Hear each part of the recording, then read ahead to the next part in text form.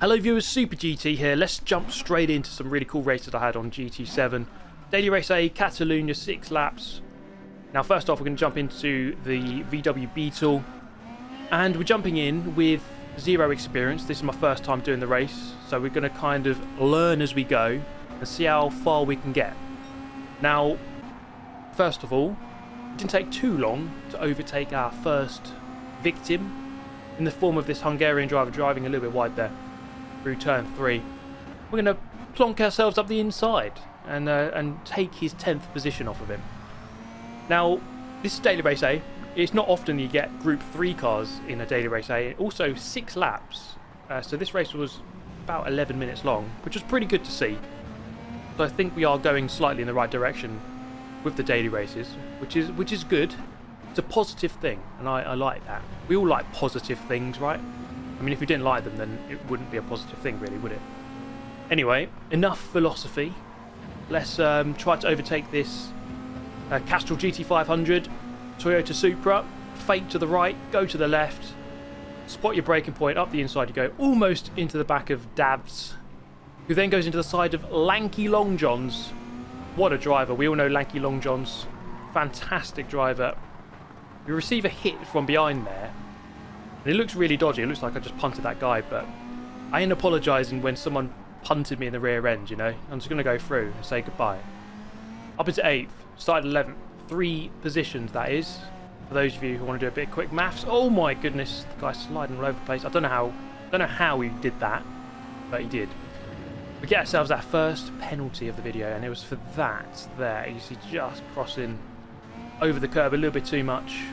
Luckily, I didn't lose a position, remaining here in 7th, and actually not losing too much time. So we can go again, try to claim our favourite P6. Drifting a little bit wide there. You don't really want to be on that AstroTurf on the outer extremities of turn 3. As you can see, look, I just had no grip going into the next corner. That's what happens when you go off the circuit. Very little grip. It took me another lap to try to catch back up with this guy. Setting a purple sector in the first split.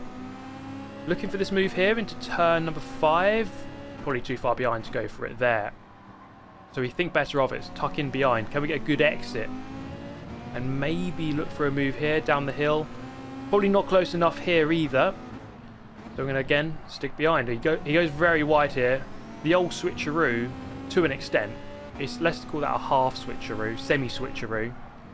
We do have the inside line for turn 9 up the hill. Unfortunately, me being me, I drive a little bit too wide over the curb on the exit, and before you know it, the stewards are not looking upon you very favourably, and I've been slapped with my second penalty. But this is a learning process. This is what happens when you jump into the race and you're not really sure on everything. So we're back in 7th, very topsy-turvy race. We're gaining and we're losing positions.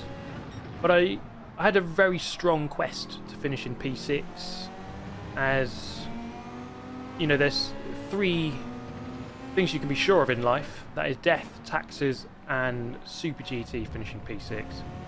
And it looks like it's on the cards here, ladies and gents. Down the hill, very close indeed.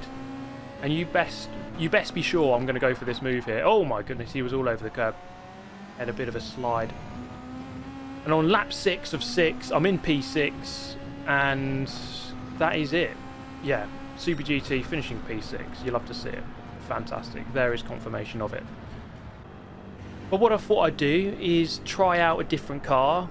A car that not many people were using for this race, at least. The BMW M6.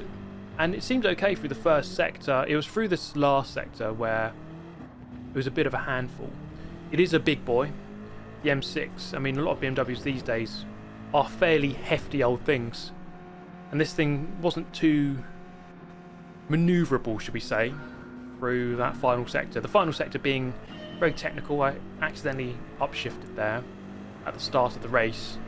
Sometimes that happens. You don't know whether or not the game is going to shift up for you, or if you need to do it because of the start countdown timer thing. So I made that mistake. Luckily enough, the BMW has decent enough straight line speed, and I was able to stay ahead of that car behind and not lose the position into turn 1. I mean, you shouldn't really be losing a position into turn 1 given the rolling start. So if you do, you've probably done something wrong, or you've chosen a very bad car.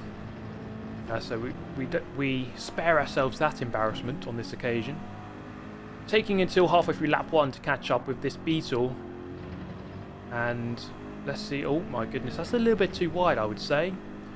And are we going to see him handed a penalty? Yes, we are. There it is. So the steward's not really messing about here. You know, if you drift wide on the exit of turn 9, they are not going to look upon you favourably. But by this point here, I felt like this guy was driving a little bit slow and kind of hindering our progress through the race. So I needed to try to dispatch him ASAP, if anything. Could have gone up the inside there, but it's quite a risky move. The brakes aren't amazing on this car. And then I kind of go into the back of him there. Felt as though there was more speed to be carried, and I kind of misjudged it. And unfortunately, that opened up quite a big gap going onto the main straight, which is quite a good overtaking place. Drifted wide, very wide again. And handed himself another half-second penalty, which totaled 1 second, because if you add 2 halves together, it equals a whole. So we got past him, up into P5. Quite a bit of a gap here, 2.2 seconds to the car in front, the Subaru there. You see the car not particularly liking this technical third sector of the lap. We set ourselves a 47.3, then a 47.0. So consistent, but still certainly a way off where the real race pace is. Now, it's a common mistake. You see a lot of people just going a little bit too wide on the exit of the 9th corner of this Catalonia circuit. Another half-second penalty being dished out. You love to see it. Well, you don't love to see it if it's being handed out to you, obviously. Up here, that Subaru is all over the place. He's got the 555 livery. Maybe he thinks he's driving a rally car. He's definitely not. It's a GT3 car.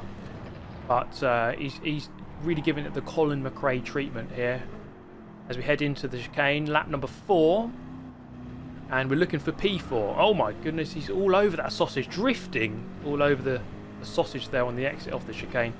We're in a good position here, potentially, to tuck into this slipstream and go for the move. We're in the zone here, guys. Look at the speed gain here. Going to move out to the right-hand side, hit the braking marker, look towards the apex. There is a bit of contact, but I felt like I hit the apex sufficiently and I was sufficiently alongside.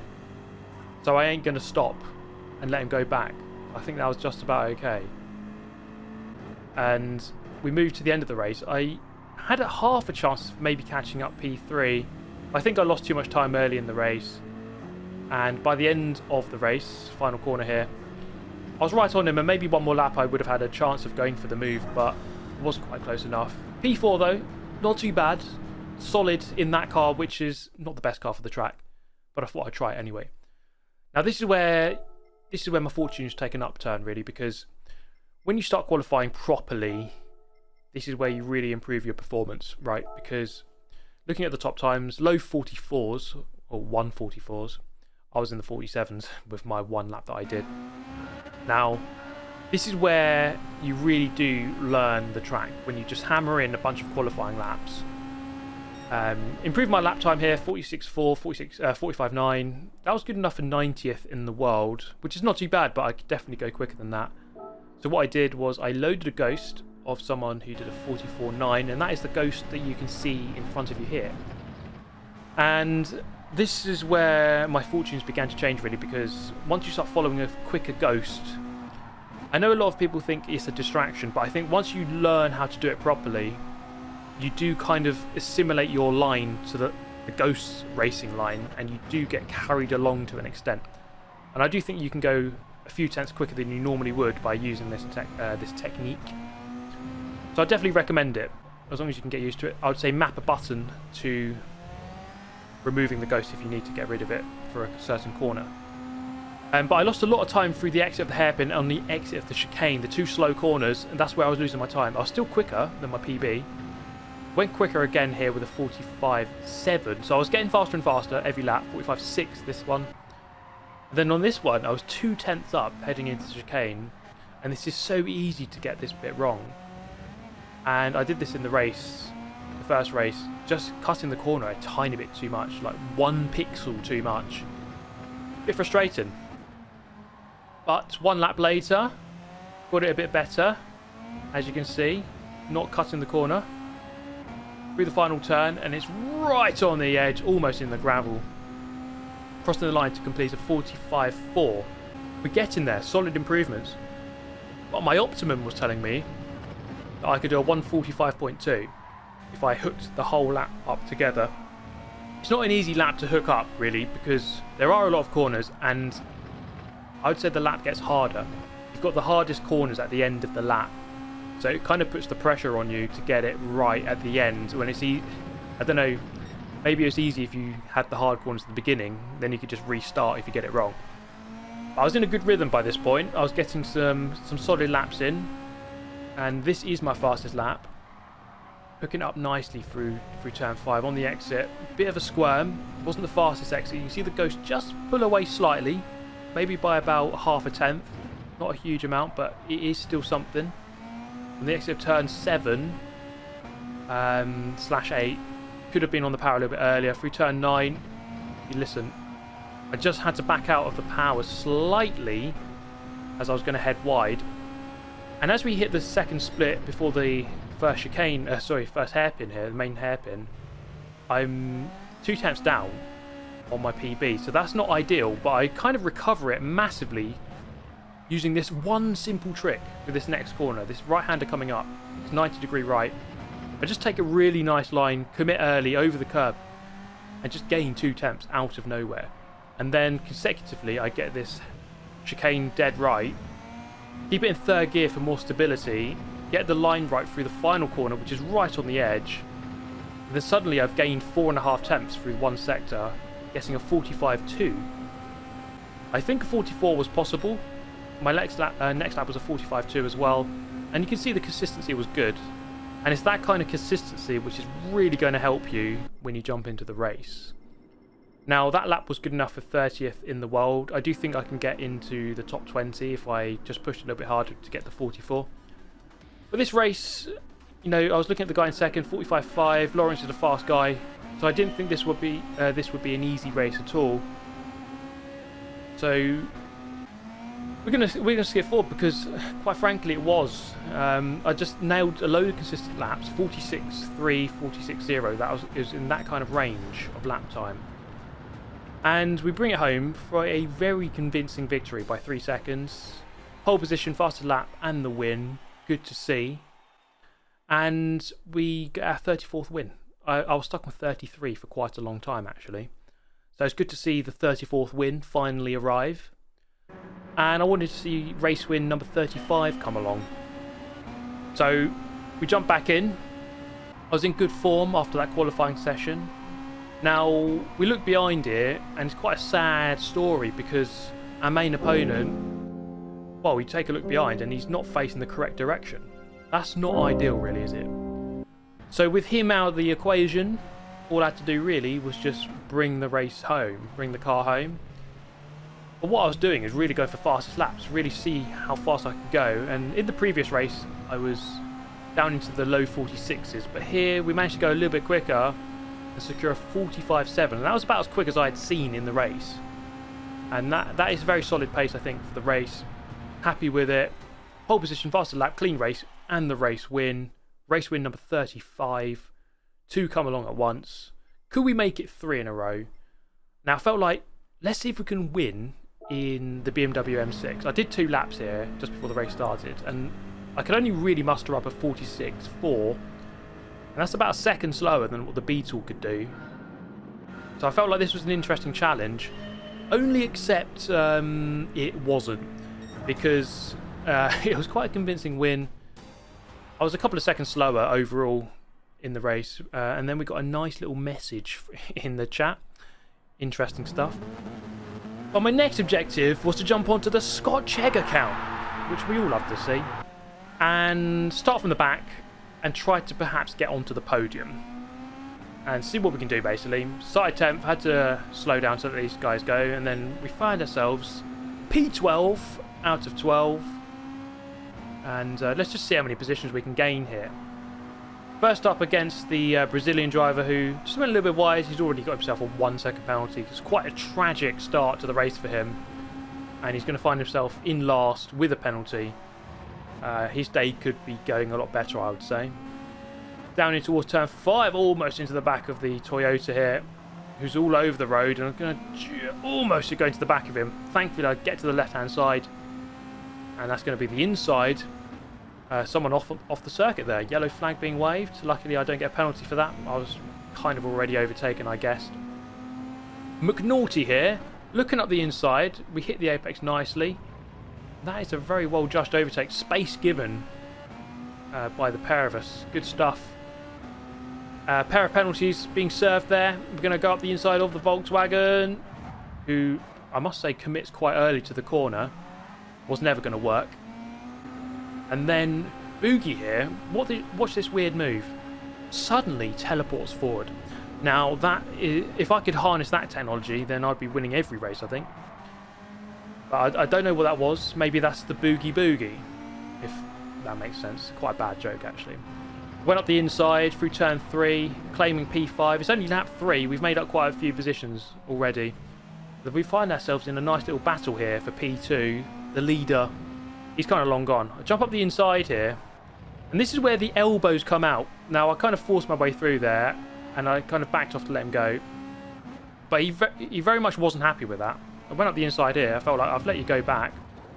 And, well, I'm sorry, mate, but if you want to keep turning left into me like that, then you can say goodbye to your position.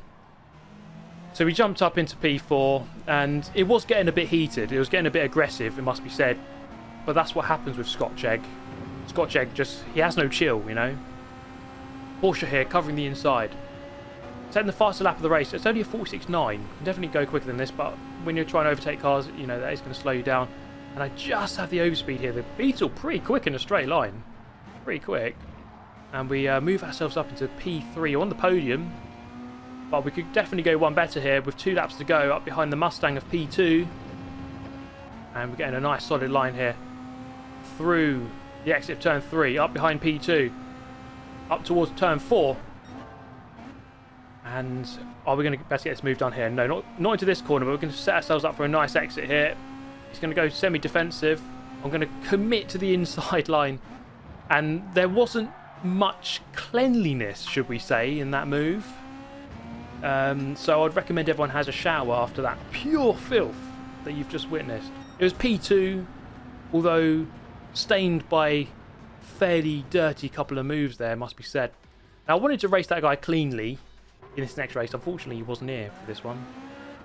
But what I thought I'd do, I started P7, and I'd just go for it. Let's just go for it from P7. Let's see what we can do in the Beetle. We're comfortable. We've whipped on the Budweiser livery, so we are fully certified American now. So we've got 2 cars side by side here, Brazilian and the American. The BMW kind of backs out early, and I go up the inside, take the position. We go up into P6. Then he's kind of doing a weird sort of Ken Block, Gymkhana drift on the exit. Unsure what was going on there. I think he touched the curb on the exit. The Nissan GTR slow exit. It's a bit of a chunky old thing, that car. Not the best through that kind of fast sweeping corner. We're going up the inside. What I have to do here, park it on the apex. He's looking for that undercut. He's looking for the switcheroo. Switcheroo denied. You are not coming back up the inside on the way out there, my friend. And we are already into P5. This is going rather well. We're 3.5 seconds off of the lead. And we're only on lap 1. Potential move here. It is a move that you can do into the chicane here, but probably not from that far back. What we're going to do instead is set ourselves up for a move down the main straight in towards turn 1. The Beetle, we've seen it. It's got a good straight line speed. And he's going to go defensive, although not fully to the inside. We're going to go to the inside. I mean, if you want to defend the inside, move all the way to the inside to give the other guy no choice. There, I still had a choice. He gave me the opportunity to go up the inside, and I took it. Up behind the McLaren F1. Interesting choice. I like to see it. It's not the best handling car around very much a handling circuit. And he's left himself a little bit wide there into turn 4. Up the inside we go. That's P3. Good stuff. 2.9 seconds off of the lead at this point with 4.5 or 4 3/4 laps remaining. There is a chance of a win here if we could just really get our head down and hammer in some fast laps. So now at the end of lap number 2, up behind Rocker into the chicane. Getting a nice line through there. Try not to go into the back of him. We're going to try and time our momentum. And he's going to stay to the left-hand side this time. And we set a 46.3. There's a bit of contact as we hurtle down the main straight. I'm going to have to still defend this one. And I'm going to go middle of the road, and he commits to the outsides. I keep the position, meet the apex, and now the hunt is on for the race win. 2.2 seconds away at this point. We're going to whip forward to the end of lap number 4. I whittled the whittled the gap down to 1 second, and therefore with 2 laps left to go, still had a little bit more work left to do. But then the race win was very much an opportunity, a possibility here. That's the right word. 46.3 on that lap around. You see he's swerving all over the straight. He knows I'm in slipstream range. The body language tells you everything. He knows that I'm there. He knows that I am arriving on the scene. But I still need to do a little bit more work to catch up with him. Take turn 1 and 2 pretty well. We're going to gain a few tenths through there. Firmly into the slipstream now. Not close enough to go for a move just yet. But we need to close up a few more tenths, and then we are very close. He messes that corner up massively. I'm going to nip up the inside here, although it's not going to be the inside for turn number 5 down the hill here. Can we try anything around the outside? It's not likely. I thought I could try it. We get a slightly run wide, but that's fair enough. Gonna have to back out. I was on the wrong line. No point fighting that one around the outside. We're going to settle in. I get turn 7 wrong, and that opens up the gap slightly. We're going to try and get closer. Ideally, you need to be right behind going into this hairpin coming up here, but I'm not really close enough at all. I mean, it would be dive bomb of the century to go for it from there. Too far back. We're going to be patient, wait for another day. But the longer I wait, the more comfortable he gets in the lead of the race. And the amount of opportunities I have to go for this move diminish. But here, oh, it's a late swerve across. So there is contact. Can we get the move done here into the hairpin? I'm going to look for it, try to put him off his line. It's not quite going to work. He takes the chicane fairly well, to be fair to him.